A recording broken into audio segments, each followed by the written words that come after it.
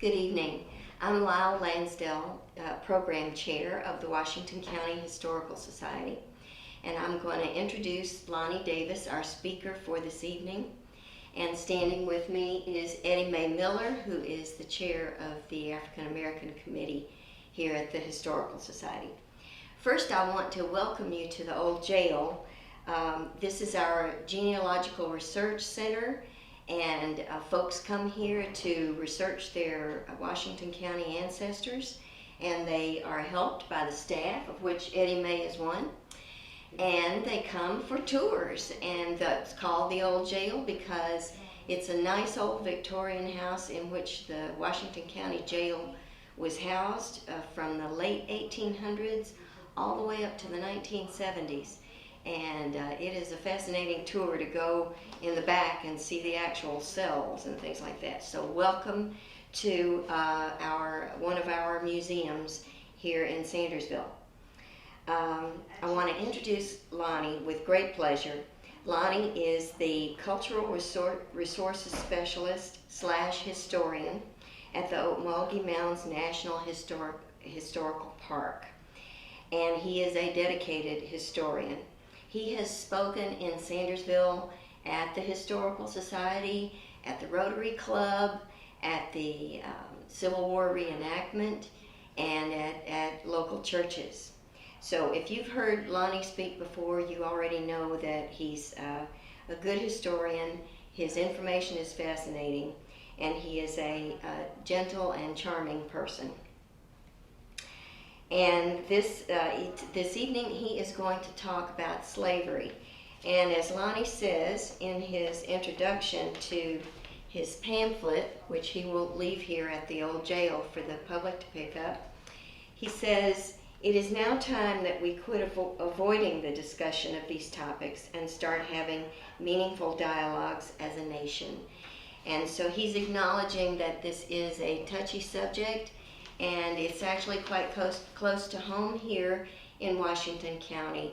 Many of us are the descendants of slaveholders, and many of us are the descendants of slaves, like it or not. And we do need to open a dialogue, and I can't think of a more nicer and more qualified person to do that than Lonnie Davis. Thank you. Good afternoon. My name is Lonnie Davis. I'm the Cultural Resource Specialist and Historian at Okmulgee Mounds National Historical Park in Macon, Georgia. And today I'm actually going to be talking about a subject that is very touchy with the American public because that's actually slavery in the United States. Slavery has actually existed here in the United States, or basically you might say even the colonies before we became the United States. Even though the congressional mandate for 1619 basically said it was 400 years, but in actuality, slavery has actually been here in the New World longer than that. Because actually it dates all the way back to September the 8th, 1565, when a Spaniard admiral, Pedro Menendez de Aviles, he actually arrived in what we now know as St. Augustine, Florida. He brought soldiers, sailors, their wives, and also about 200 slaves. And those slaves was used to actually construct Castillo de Marcos. But the congressional mandate that was put out in 2018 for us to commemorate the 400th anniversary of the slavery, which was the arrival of the first African slaves to the British colony of Virginia. That actually took place in 1619. But the thing about slavery itself is it actually has been around, it has existed for thousands of years throughout the world. From the Israelites to the Greeks, from the Europes to the peoples of both American continents, mostly all civilizations have practiced slavery in one form or another. But here in the United States, even the American colonies, the slavery itself, the Institute of Slavery itself, actually was the foundation for creating what we now know as America. When the North American continent was first colonized by Europeans, the land was vast, the work was harsh, and there was a severe shortage of labor. Men and women were needed to basically do this hard work, to clear these old growth trees and to create farming and to also build structures and infrastructures. And most of this, initially these colonists, they relied on indentured servants, but indentured servants were not enough to meet the need. So the first Europeans settlement what would become the United States, as I said earlier, that was actually Spanish Admiral Pedro Menendez de Aviles. He established St. Augustine on the northeast coast of Florida, and that was also done with slave labor.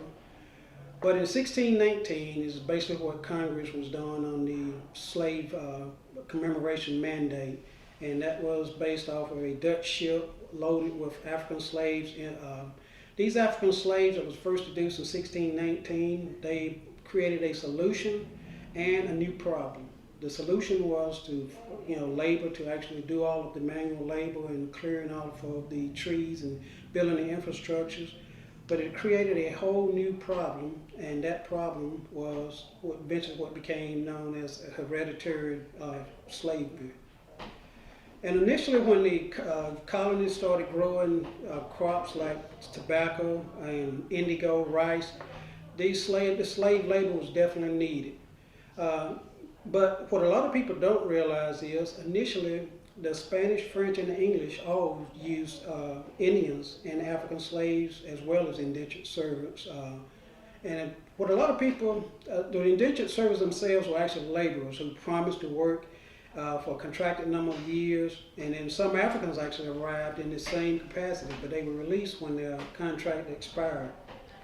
But eventually, it turned into what we now know as the hereditary system of institution of slavery. And as I said earlier, slavery was practiced throughout the American colonies in the 17th and 18th centuries, and African slaves helped to build a new nation into an economic powerhouse through the production of lucrative crops such as tobacco and cotton. But among the thousands of ships that crossed the Atlantic in the 18th century, slave ships were the most numerous. After the Peace of Utrecht, the slave trade to the southern colonies expanded sharply. The generation after 1730 saw the largest influx of African slaves in the colonial period, averaging about 5,000 a year. During this period, from 1700 to 1775, more than 350,000 African slaves entered the American colonies. And in the spring of 1775, the Revolutionary War began and lasted for 7 years. And the Declaration of Independence, which was the driving document for the colonies to gain their independence from Great Britain, it also gave hope to enslaved African slaves, but unfortunately that document did not apply because slaves was not considered persons, they was actually considered property, and they was chattel. So when they created the document, and that famous document is actually our baseline document, it said, "We hold these truths to be self-evident, that all men are created equal, and that they are endowed by their Creator with certain unalienable rights, that among these are life, liberty, and the pursuit of happiness." Unfortunately, the Declaration of Independence did not apply to people of African descent, because even the indentured servants were still classified, those that were not enslaved were still classified as secondary citizens. Then later on, a new document was actually created by our founding fathers, and that document preamble basically states, it said, "We the people of the United States, in order to form a more perfect union, establish justice, ensure domestic tranquility, provide for the common defense, promote the general welfare, and secure the blessings of liberty to ourselves and our posterity, do ordain and establish this Constitution for the United States of America." But still at this time, people of African descent, this document still did not apply. And by the end of the American Revolution, slavery had proven unprofitable in the North and was dying out because basically the infrastructure of this nation was now being developed. But in the South, it was totally different. In the South, the institution was becoming less useful to farmers as tobacco prices fluctuated and began to drop. But that changed drastically in 1793 when Eli Whitney invented the cotton gin. This device made it possible for textile mills to use the type of cotton most easily grown in the South. Cotton replaced tobacco as the South's main cash crop, and slavery became profitable again. The Africans who arrived to these American shores before the Civil War, against their will, they came as slaves, and so were denied their rights and privileges granted to European settlers. Under the hereditary system of slavery, life was physically and psychologically difficult. Field hands toiled from sun up to sundown among tobacco, sugar cane, indigo, rice, and cotton. Skilled slave worked as carpenters, blacksmiths, and seamstresses. And slavery in the United States was the legal institution of human chattel enslavement, primarily of Africans, that existed in the United States of America in the 18th and the 19th century. But the slaves themselves actually they resisted. And one of the first forms of resistance to slavery is the most dramatic displayed throughout was rebellions and uprisings. But these large-scale violent acts were relatively few throughout the history of slavery in North America, because retaliation on the entire population was drastic and harsh. But perhaps the most notable form of resistance was the act of running away. Most Americans are familiar with the Underground Railroad in some form or another, but the network of guides and safe houses helped thousands of slaves escape to freedom in the North. But what a lot of people don't, what a little of Americans don't realize is initially slaves had to go south for freedom, not north. Because in 1696, Carlos II of Spain issued a royal cedula giving liberty and freedom to any African slave that ran away from the British colonies. All they had to do was make their way to St. Augustine in Florida. They had to do three things. They had to swear their alliance and allegiance to the Spanish crown, be willing to work to improve the economy, and also convert to Catholicism. Now, Carlos II was not. He did not do this because he was a good Catholic or he was a libertarian. He did this because when the British started growing sugarcane here in the New World, it actually was encroaching on their cash crop of sugarcane. Because sugarcane grown in the Caribbean not only produced sugar, it also produced rum. And these two products was Europe's answer to everything. It solved their sweet tooth and also their need for alcoholic spirits. But in the early years of the American slavery, long before the Underground Railroad, like I said earlier, many slaves escaped to the Spanish-held Florida. But resistance also came from outside of slaves, and these was known as abolitionists. There was a lot of white colonists and a lot of white Americans that disagreed with the concept of hereditary and the institutions of slavery. But most of the abolitionists originated in northern colonies, and many were white Americans. But the movement picked up in the 1830s, but was not a cohesive unit. The early 19th century reform made only limited progress of eliminating the twin evils of slavery and racism. The grand freedom of individual slaves by private owners slowed during this period as well. And in the 20 years preceding the Civil War, the South's economy grew slightly faster than the North's personal income in 1860. Actually, in 1860, it was 15% higher in the South than in the prosperous states of the old Northeast. From 1820s until the start of the U.S. Civil War, abolitionists called on the federal government to prohibit slave ownership in the southern states. The practice of slavery itself is one of humankind's most deeply rooted institutions. And in the New England states, many Americans viewed slavery as a shameful legacy with no place in modern society. The abolitionist movement emerged in states like New York and Massachusetts. And in 1860, president election voters chose Republican Party candidate Abraham Lincoln. The senator from Illinois was opposed to slavery but cautious about supporting the abolitionists. 39 days after President Abraham Lincoln's inauguration, the first shots were fired at Fort Sumter, South Carolina, which marked the onset of the U.S. Civil War. Initially, the Civil War, some people have this misconception that the Civil War was fought to end slavery, but in actuality, it was actually fought to preserve the Union, because Abraham Lincoln himself basically stated that if he could preserve the Union without freeing one slave, he would. The outbreak of the Civil War forever changed the future of the American nation. The war began as a struggle to preserve the Union, not a struggle to free slaves. But many in the North and the South felt the conflict would ultimately decide both issues. Many slaves escaped to the North in the early years of the war, and several Union generals established abolitionist policies in the southern land that occupied.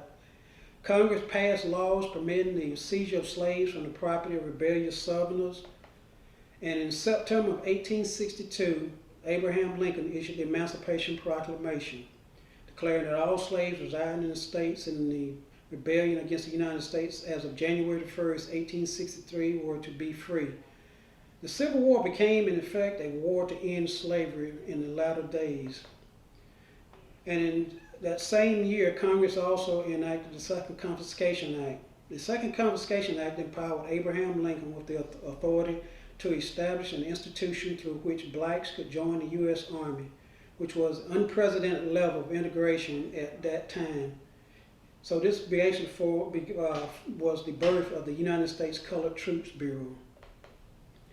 The United States War Department issued General Order Number 143 on 22 May 1863, establishing the Bureau of Colored Troops to facilitate the recruitment of black soldiers to fight for the Union Army. 185,000 people of African descent, mostly former slaves, fought for the Union Army and for their own liberty. 38,000 lost their lives trying to accomplish this feat. But the most enduring accomplishment of the Union black soldiers was to assert their rights to full citizenship and, by extension, to that of their kin. Lincoln recognized this claim as early as March of 1864 when he urged the new governor of Louisiana to extend the franchise to the very intelligent among the freedmen, and especially those who fought gallantry in our ranks. But the accomplishments of the black soldiers were summed up perfectly by Sergeant Henry J. Maxwell when he stated, "We want two more boxes besides the cartridge box, the ballot box, and the jury box." And he made this statement at a Nashville convention in August of 1865. And in the years to come, black veterans in other parts of the country would base petitions for full civic participation on their military service during the war. As a result of the Union victory in the Civil War and the ratification of the 13th Amendment to the United States Constitution in 1865, slavery was abolished and nearly 4 million slaves were freed. Slavery may have been abolished, but the fight for equality continues today. But that's a different part of American history. I